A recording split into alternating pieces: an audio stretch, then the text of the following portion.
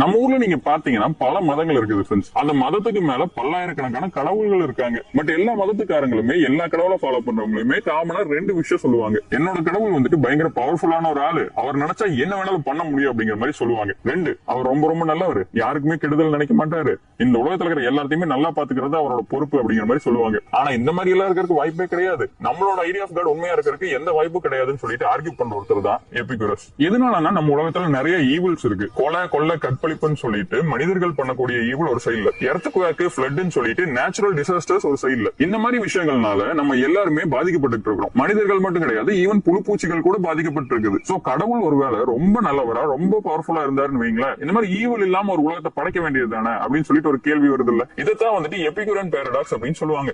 இதுல அவர் ஒரு 4 டைலமா எடுத்து முன்னாடி வைக்கிறாரு. ஒருவேளை கடவுள் நல்லவரா இருந்து அவர்கிட்ட இந்த மாதிரி ஈவில் இல்லாத உலகத்தை படைக்கிறதுக்கான சக்தி இல்லை அப்படின்னா அவரே அவ்வளவு பவர்ஃபுல் கிடையாது.